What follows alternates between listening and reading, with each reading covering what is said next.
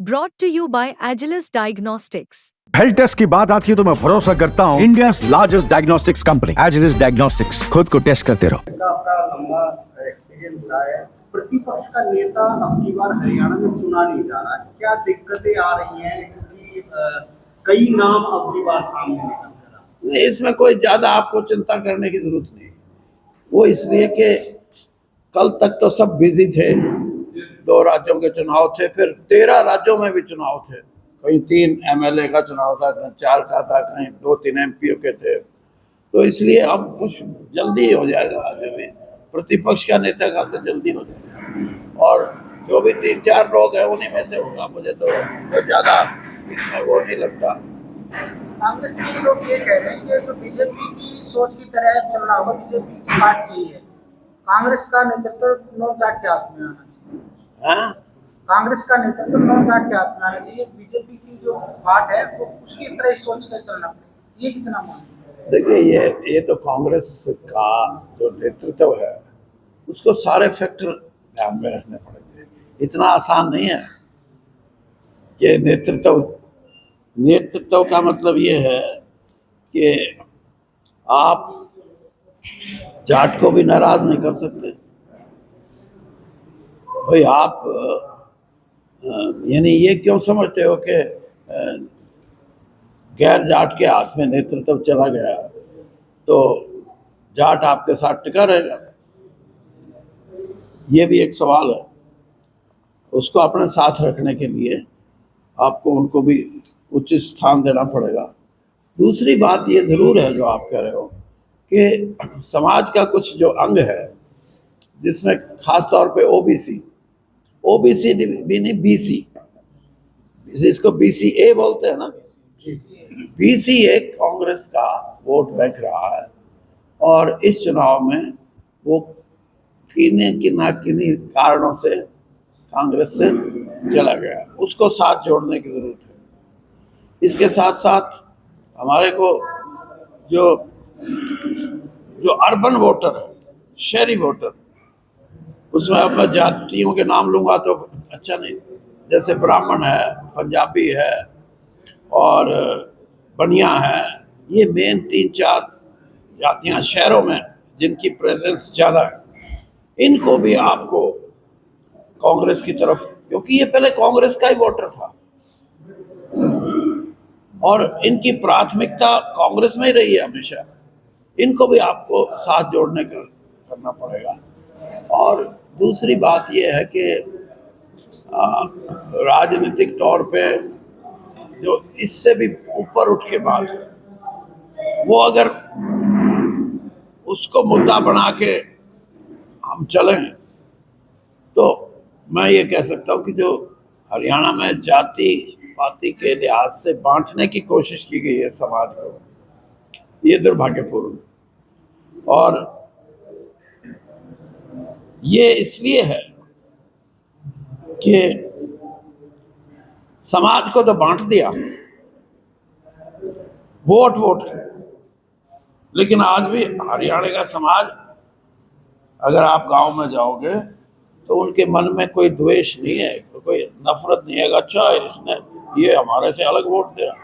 सामाजिक रूप से आज भी वो सौहार्द वातावरण है, लेकिन ये जो सोच है कि जातीय आधार पे हम इधर वोट दें, जातीय आधार पे वो उधर दें, ये इसके लिए लड़ना पड़ेगा। आप वोट कहीं दो और जिस पार्टी को चाहते हो उसको दो, लेकिन जात पात फैला के वोट लेना, ये हरियाणा की संस्कृति और सभ्यता पे बहुत बड़ा हमला है। और मैं तो ये समझता हूँ कि इस चीज़ को रोकने के लिए सामाजिक संस्थाओं को भी आगे आना चाहिए। आप भी बीजेपी में काफी लंबे समय रहे हैं, 10 साल रहे हैं। बीजेपी हमेशा जाट और गैर जाट की राजनीति की थी, उसमें फिर भी बैठते तीसरी बार सरकार बना गई। हाँ, जाट और नॉन जाट की बीजेपी राजनीति करती है। आप 10 साल रहे बीजेपी में, अभी जो है इस समीकरण को बिठाकर वो तीसरी बार सत्ता में आ गए। हाँ, सत्ता में आने से क्या, मैं वही तो बात कर रहा हूँ भाई, सामाजिक रूप से तो डिस्टर्ब मत करो यार, हमारा ताना बाना खराब मत करो। हमारा जो रिश्ता है समाज में गांव में कोई किसी जाति का है, अगर एक महिला हमारी ताई लगती है, किसी जाति की भी हो, हम उसको ताई बोलेंगे। ये रिश्ते तो खत्म ना करो ना। ये नहीं है कि ईर्ष्या पैदा करना इस दृष्टि से कि हमारे को राजनीतिक लाभ उठाना है।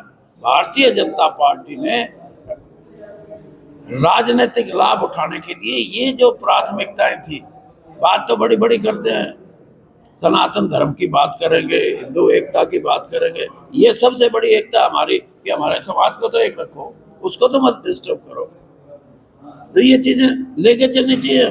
कम से कम मैं पॉलिटिकल पार्टियों को तो ठीक है, उनका अपना रुख होगा, लेकिन मैं ये सोचता हूँ समाज में आप भी जो मीडिया है, you must play a positive role. आपकी जिम्मेवारी है ये।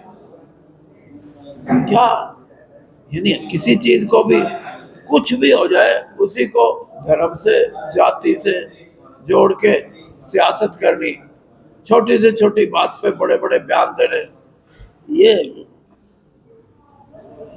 ये हमारे लिए अच्छा नहीं है। सामाजिक रूप से इसका नुकसान होता है। काफी सब कांग्रेस की जो हरियाणा में आरोप ईवीएम के अलावा जो बड़े बड़े आरोप, इससे भी कुछ कारण हो सकते हैं जो समीक्षा कर रहे हैं कमेटियां बना के। इसी में मैं सवाल ऐड करना चाहूंगा। कांग्रेस के कुछ नेताओं ने ये सवाल उठाए कि इस हार के लिए जिम्मेदार भूपेंद्र सिंह हुड्डा।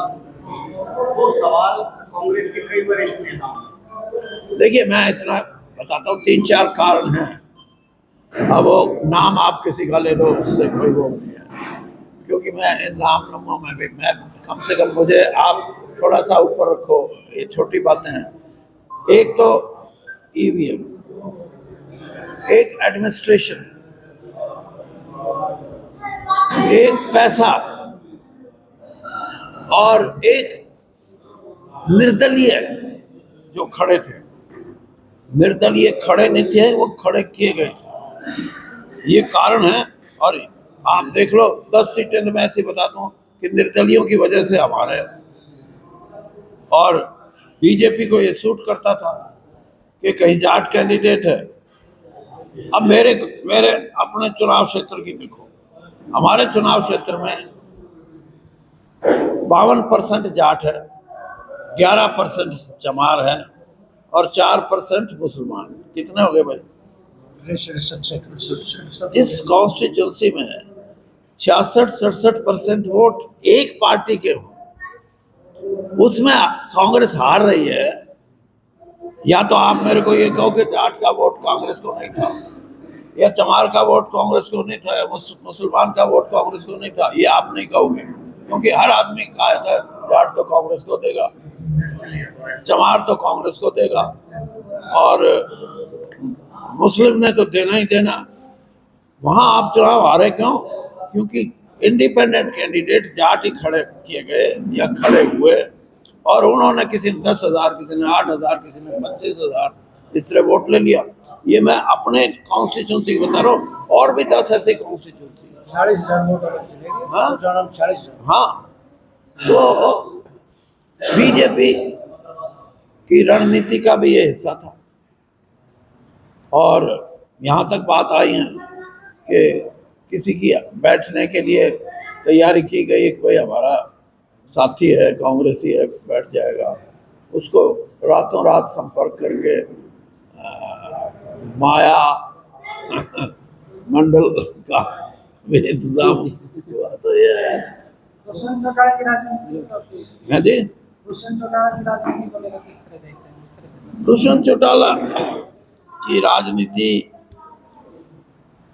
से देखो, एक बात है जो इस परिवार, क्योंकि ये परिवार भी लोगों ने आजमा दिया, रोहतक और ये 2-3 जिलों ने तो 15-20 साल पहले छोड़ दिए थे, अब हरियाणा भी छोड़ गया, और इनके अपने कारनामों की वजह से दुष्यंत चौटाला 10 एमएलए लेके, और जिस टारगेट से और जिस स्लोगन से एमएलए जीत के आए कि हम बीजेपी को उखाड़ के फेंकेंगे जमुना पार, अगर वो 10 साल लड़ाई लड़ता, आज वो हरियाणा में यूथ लीडर के जो टॉप रैंकर है ना, उनमें सबसे ऊपर होता कि here is a man who can deliver for the youth of the Haryana.